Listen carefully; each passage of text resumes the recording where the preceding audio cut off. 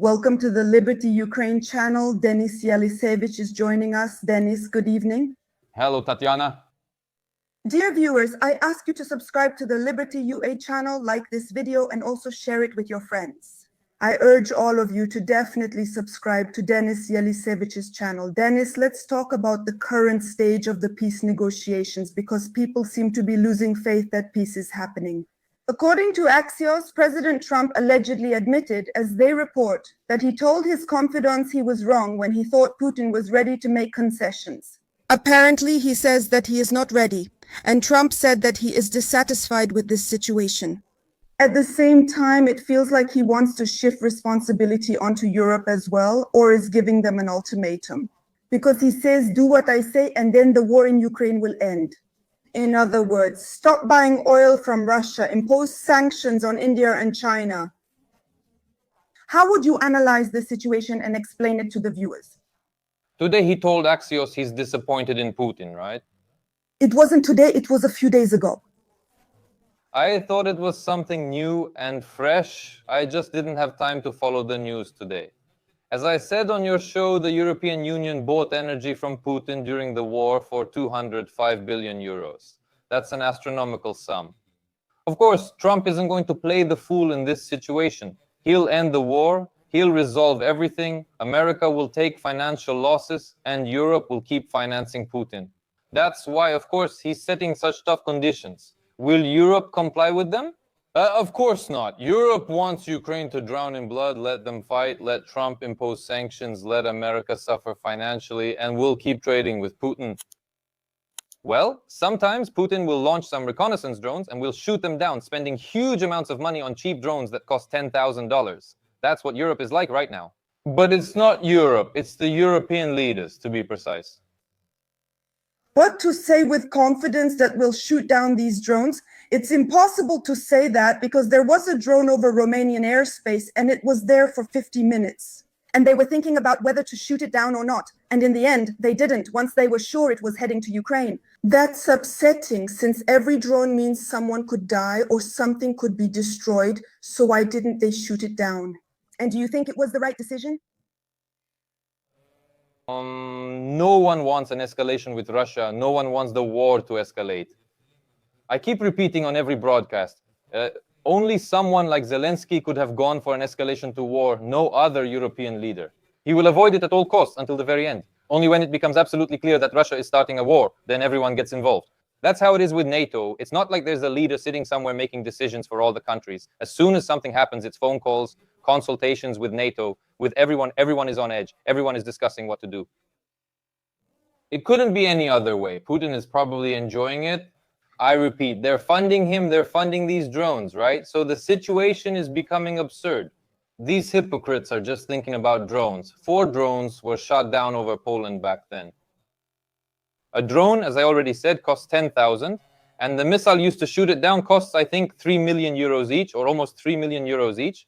They use F-35 fighter jets, the best and most expensive ones. I understand, but $10,000 means nothing to Russia. That's how scary and absurd things are now. Do you think this was done on purpose or out of ignorance? They used such expensive equipment just to shoot down such a cheap drone. It's like they didn't know for sure. They don't have the same experience as Ukraine. They decided to show how powerful they are. What were they thinking? No, they just don't have any other means. You have to understand, the way Ukraine has come up with now, they mount machine guns on pickups, and these soldiers fire at everything with those machine guns, shooting down those drones. Usually they're shot down with machine guns, though sometimes air defense uses missiles. Is this a form of know-how, a cheap method discovered in Ukraine out of necessity? That's how they found it. Europe doesn't have the same combat experience as Ukraine, and you see, their weapons are prepared for an old-style war. But now it's a drone war, and Europe is absolutely not ready for it. Ukraine is sharing statistics and data about the drone war with America and Europe because they're just getting started.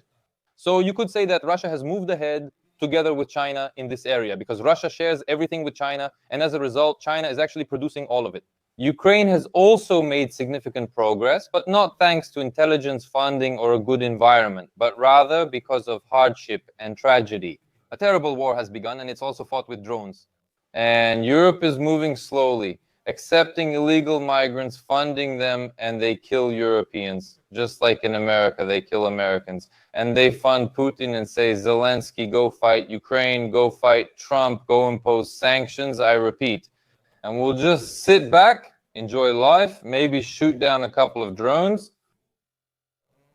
Well, I mean, this shows the complete, how should I put it, incompetence of the current European leaders. I'm just saying, yeah, maybe I'm being a bit sweeping about Europe. Europe is wonderful, the countries are wonderful, and Europe as a whole is wonderful. But the current European leaders are weak, hypocritical, and I think corrupt. Denis, allow me to clarify. Let's explain how this works. As of now, let's suppose a situation where Trump tells the European Union and NATO countries not to buy anything from China or India and to impose sanctions. We know that Russia only assembles drones, but all these drones are actually manufactured in China. Why doesn't Europe want to impose these sanctions now, take advantage of this moment, and prevent Russia from assembling these drones and sending them to Ukraine? And at the same time, not put themselves in danger? What is the reason? As soon as Europe imposes, let's model the situation. Europe imposes the sanctions that President Trump is demanding. Of course, China will impose retaliatory sanctions. Europe will suffer financially, including significant losses. The supply chain will be disrupted. Europe is dependent, and things are already bad for Europe. Economically, it will get even worse. They wonder, what's all this for? Just for Ukraine? It'd be simpler to invite Zelensky over, pat his back, and say, come on. He's the type who can ruthlessly mobilize. A cemetery stretching for miles means nothing to him. They found a guy like that. They will use him to the fullest for as long as he allows it, and obviously he will go along with it for as long as necessary since he's compromised. Who is this terrible situation for? Currently for Ukrainians and soon for Europeans. There won't be a war. Putin won't attack Europe.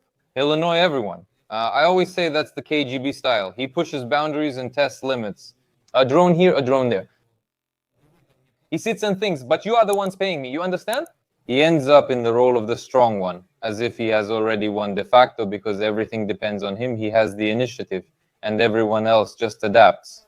Tapping away on the phone. Come on, quietly, quietly, quietly. So Europeans were feeding a terrible monster like this. This didn't happen yesterday. Angela Merkel was also involved, and it's an old issue. But if we look at this situation with China and see that Europe is dependent on Chinese goods, it turns out that the same thing might happen with China, or not. Just like it happened with Russia, you say, they nurtured such a Putin, so couldn't the same thing happen with China? Do you mean harm to China? Could China also become so strong that it unites even more with Russia and goes to war against Europe? In case of sanctions, or if sanctions are not imposed on China? If Europe continues to actively buy goods from China as it does now, are they feeding China? Of course, both them and America. In the 90s, a decision, likely by Clinton, was made for the United States to buy everything from China, setting that as the direction. I believe America now has the highest trade with China, followed by Europe. Of course, this feeds China to some extent, and China is churning out ships like crazy, as well as drones and airplanes. And in general, what's happening there is a scary thing. The only thing that saves us is that there's also huge corruption in China. Well, the quality leaves much to be desired. That's what we're counting on. Overall, of course, the situation is scary, but what if it's China?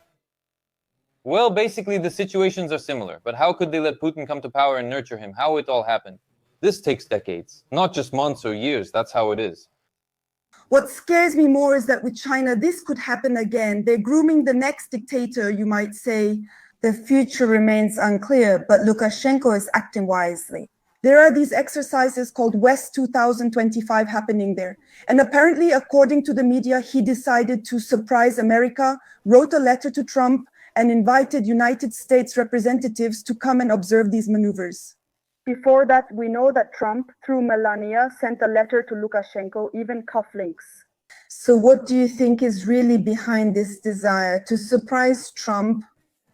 He definitely shocked Ukrainians. Or does Lukashenko have hidden motives? No, this is a multi-stage agreement. You know, the Americans have flown to Lukashenko many times over the past couple of months. America's interest is to assist Belarus in peace negotiations. That's one. Since Lukashenko still influences Putin. Belarus, our country, our neighbor, Next, there's a big interest. Lukashenko has a lot of political prisoners, and he is gradually releasing them. And there's an agreement there. We released our prisoners. You lifted the sanctions from Belavia, the Belarusian airline, and also we give you something in return. And then the cooperation started, and it kept going and going. About Lukashenko is certainly wise. Within the concept of life as he understands it, that is, within the dictatorship he has built, yes, he behaves correctly. I understand and sense Lukashenko well, let's say. You can negotiate with him, but I absolutely do not approve of his worldview or his outlook on life. So many political prisoners says a lot. This doesn't happen in true democracies. Even among those who claim to be democratic, these political prisoners are held in terrible conditions. The Belarusian State Security Committee acts horribly. The conditions are awful. Ukrainians are worried because they say that supposedly Trump was for Ukraine and was on Ukraine's side while Lukashenko always supports Russia. And now supposedly representatives from America have gone to Belarus for this preparation to observe this. And this really disappoints Ukrainians. What do you think? Should they be disappointed about this or not? This is political illiteracy, and in general, the illiteracy of people who think in such categories. This propaganda was imposed, starting before Zelensky. For them, if a person doesn't actively support Ukraine, they're immediately labeled pro-Russian. People expect a president in another country to be pro-something. But Nawrocki, Poland's president, is pro-Polish. Trump is pro-American. They're all for their own countries. They don't have to love Ukraine for us to be liked by them. If they're okay themselves here, they might feel sorry, they might help or somehow assist. Ukraine isn't their top priority, but that's how our people live. Everyone owes us. We're poor and miserable, please, the whole world. Then what do we see when we turn on the news? They stole the donations. Chudak supposedly collected donations for the front, but bought a car for his wife. For example, you open another, Leshchenko, Yermak's assistant, is DJing in a white hat to hide his face. These are the realities. That one is buying herself a Mercedes. The second pseudo-volunteer is a Soros supporter. It's terrible. This is all society has learned so far. That's why I urge those people you mentioned. You said Ukrainians have this attitude. I urge those people to look at it from this perspective, to ask questions of their own president within their own society, not to blame the Poles or Americans, to say thank you for what has been done, and that's already a lot. People, in turn, I urge you to subscribe to the Liberty UA channel, like this video, and please write in the comments what you think about this. Dennis, today we discussed the presence of migrants in Europe and the struggling economy. But in London, people have come to their senses and protested, but isn't it too late? They went out specifically against migrants. They don't want so many migrants in their country, and accordingly, expenses are needed for this. They have to support them. People oppose it. What will change now? Well, what's the situation in Britain? A completely leftist government, a completely super crisis situation, corrupt elites as well, but there is a good reform party there. There's a leader among the right, that's Tommy Robinson, a very famous guy. And he organized these rallies, and the rallies were really massive in scale. You asked if it's too late? Yes, it's late. Can it be saved? Yes, but it's very hard now. Islamization is occurring rapidly, funded by foreign countries. They want to create a caliphate, to turn it into a caliphate. That's why it's an enormous amount of work. This reform party will get $100 million from Elon Musk for the elections. I believe he's also supporting Tommy Robinson. There are also sensible, reasonable people and forces in Britain who can take power and return Britain to the standard it once was. Not this horror that it has turned into now. Terrible things are happening in Ukraine as well. I was literally on your stream this winter, if I'm not mistaken. Back then, we talked about how Russian troops supposedly wouldn't be allowed to reach the Dnipropetrovsk region. And that was reassuring. It gave hope that the war would supposedly stop there, since it was already close to the Dnipropetrovsk region. So it meant everything would stop soon. But now evacuation is being announced from 18 villages and towns in the Dnipropetrovsk region. That's what's striking, because they're saying there's a danger for people to stay there. How would you describe this situation? Is there a risk of losing the Dnipropetrovsk region? I don't think there's a risk of losing it. There's a risk of a terrible situation, but as for the risk of losing it, no. No, let's just be honest. If President Trump fully abandons Ukraine and halts intelligence support, there's a risk of losing the entire left bank. Not very quickly, but it could happen. If there is even sluggish support, Russia has no chance. But do you understand what the situation is? The people who are actually evacuating, just imagine their state of mind. So while General Kelach comes to Kenchuk's forum, who is basically a radical leftist, and there he says that Ukraine is winning. You see, Ukraine is winning, it turns out. How does it sound to someone who has to evacuate from the Dnipropetrovsk region right now that Ukraine is winning? What am I getting at? The financial war is very profitable for many people. People are just victims, and Ukraine is a victim. Let's talk about how these people are being evacuated and their feelings. But there's another issue. Where are they going? Because the state doesn't create places where they can live, where they would feel comfortable. And that's why maybe I'm seeing this situation the wrong way. But it seems to me that when people come from Dnipropetrovsk region, for example, men, they already receive some negative judgment from society. If men from our central regions are at war, why aren't you? They aren't being settled anywhere. So what should be done? What should these people do? Where should they turn to? You know, when the war started, society was united. Some in certain regions increased prices for displaced people and those hiding from the war, which was likely the only negative factor. People generally supported one another and society wasn't divided. Now, what you're describing, this horror, is a society that has been deliberately set against itself. For what purpose exactly? So that it doesn't ask the internal questions I mentioned. Why are volunteers buying their fifth car, third apartment, or even their eighth apartment if you look closer? Why are officials so at ease enjoying the good life?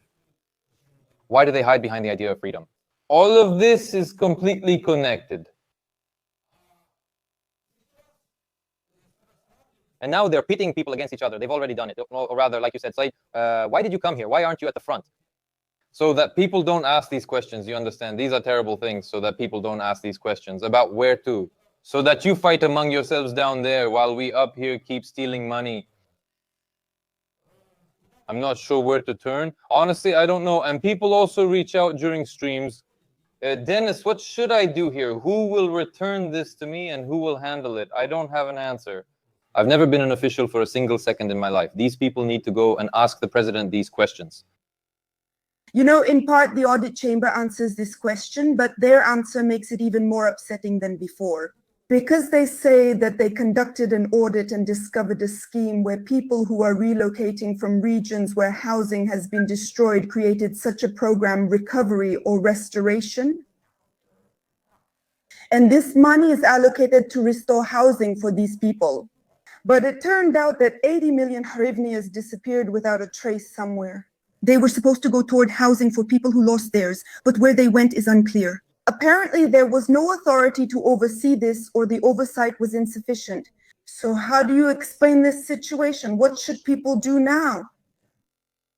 You want another solution from me? Fine, here's a real one. At the next elections, vote correctly. Vote for an idea, not for some project made for you by Soros, the oligarchs, or the president's office. That's what needs to be done. You see, for 34 years now in Ukraine, everyone has been throwing ashes on their heads. Everyone has bowed their heads. Everyone is miserable. Everyone is being robbed. I don't see any protests, either on the streets or strong ones on social media, except from my audience and a few others. The system must change. The excess of officials and government bureaucracy must end, and spending needs to be cut. You see, all these programs, all of this is made for stealing money. In the end, the overwhelming majority of these quotas will be given to their own people somewhere. You see, it's a whole procedure. It's one big chain of corruption. And just think about the numbers. The war costs Ukraine about $50 billion a year, while Ukraine's pre-war budget was $40 billion. So Ukraine's budget is now close to $100 billion a year. Just imagine what a jackpot that is. $1/10 trillion to steal. You don't have to steal $1 billion. That's the level of Zelensky, Yermak, and a few other oligarchs.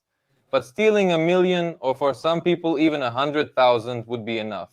That's how it works. And what's even scarier is that some people don't even want to stop the war. He got a job with a good salary and is saving for an apartment in his provincial town. No, let the war go on for another year. I'll work as a driver here for this salary. It's sad in this situation. Yes, I really wanted to hear not so much a recipe as a condemnation of those people who tried to steal the money that was meant for rebuilding the homes of people who lost them. This is a sad situation.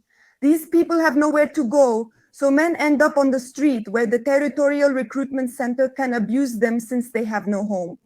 Meanwhile, in Ukraine's budget for 2026, a large part of this budget is allocated specifically for weapons and defense. So does this mean that the war will continue or that our authorities are preparing for it despite the fact that we have a huge budget deficit?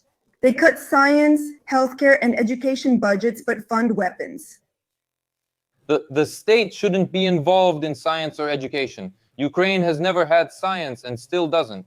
Secondly, yes, they're budgeting for war. They're continuing to budget for war. They're planning to fight and doing everything for that. And it's frightening when the question is raised in such a way that a person can only make a living near the war. In a normal country, people have opportunities for decent jobs or to start businesses thanks to a good business climate. But here you have to be close to the government somewhere near the war, basically as expendable material. Well, they'll make signs out of 1%, parade them around in interviews on various YouTube channels, television, different media outlets, on different websites, like we saw today on one site. These are project people, but the real person, the real Ukrainian guy, is the one who's now recovering from the war.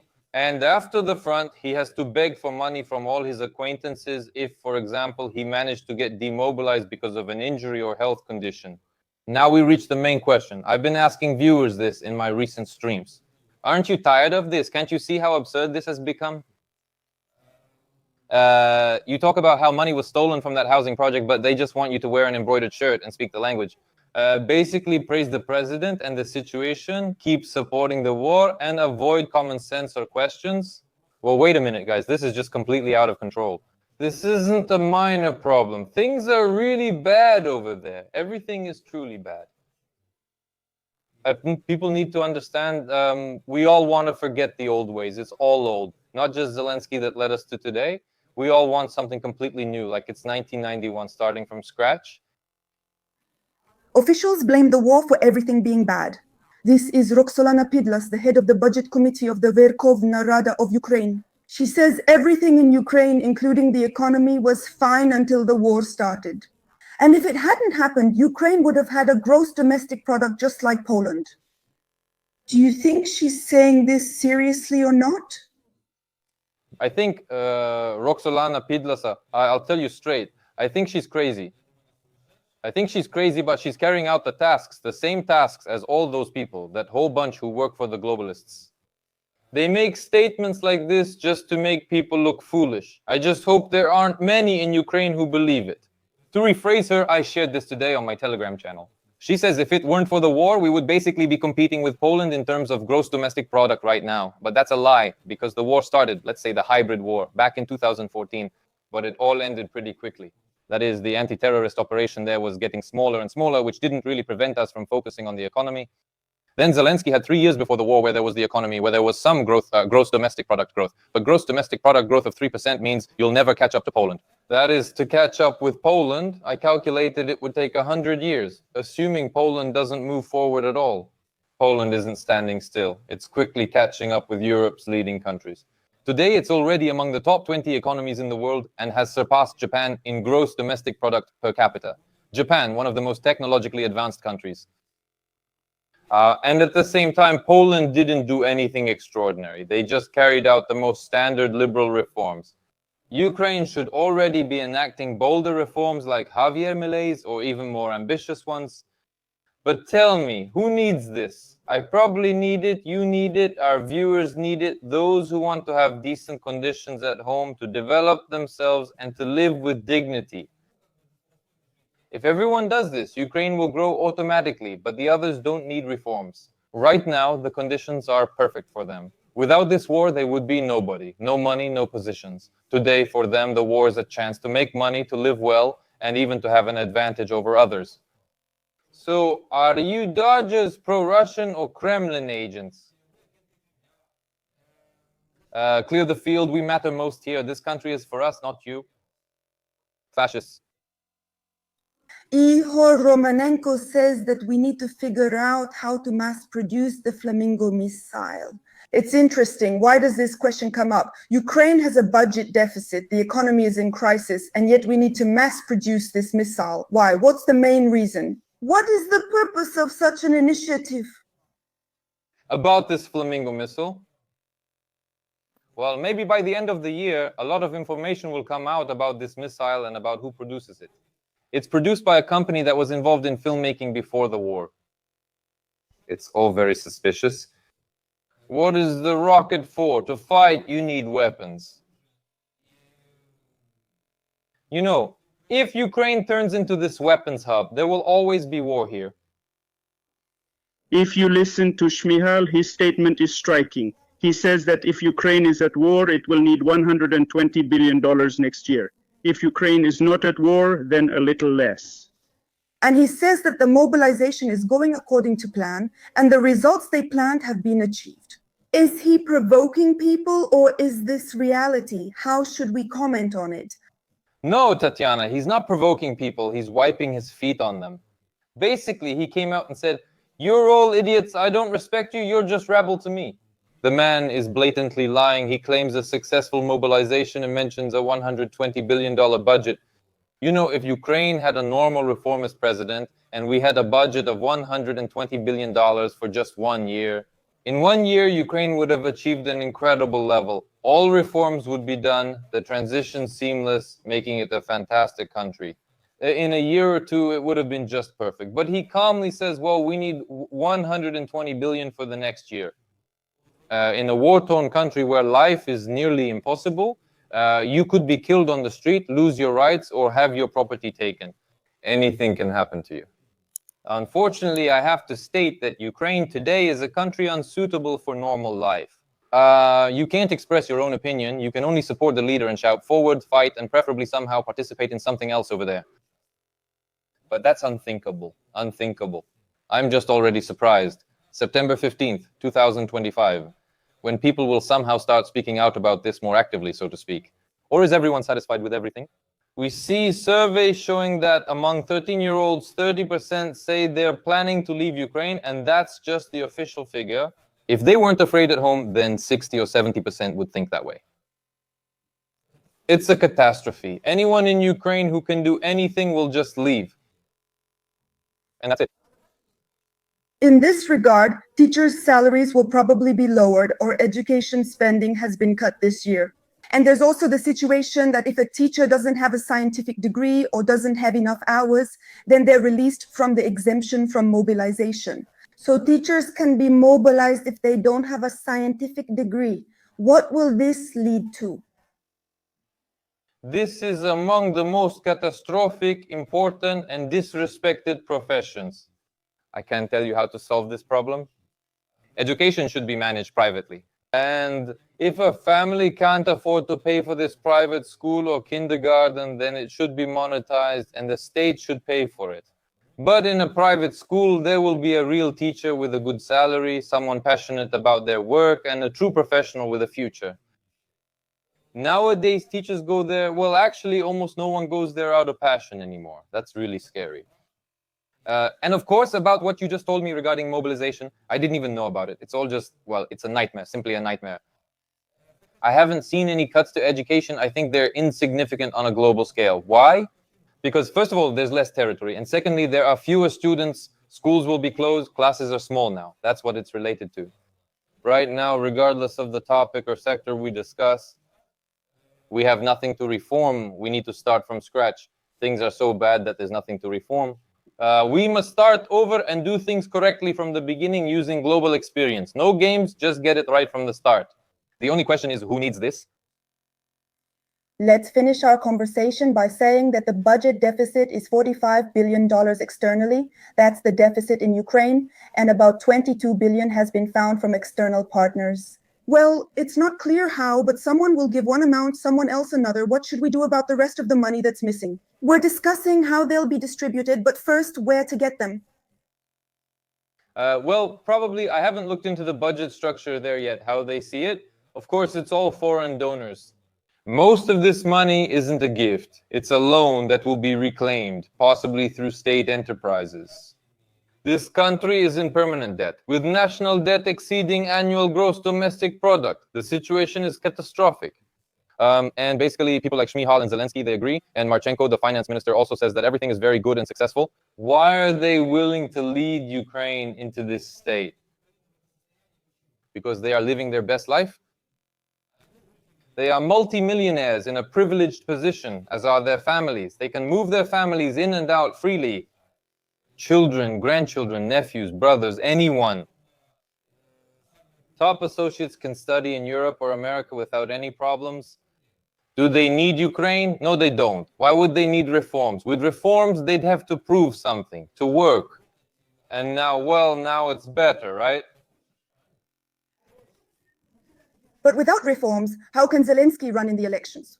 If he doesn't propose reforms in this situation, and let's assume the elections are soon, how will Zelensky run in the elections if he doesn't propose reforms? What will he offer people?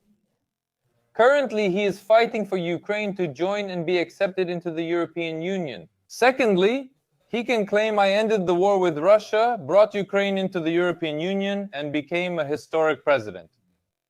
Of course, I'm not talking about reforms. He will promise reforms, but these will be reforms just like the ones that were promised last time.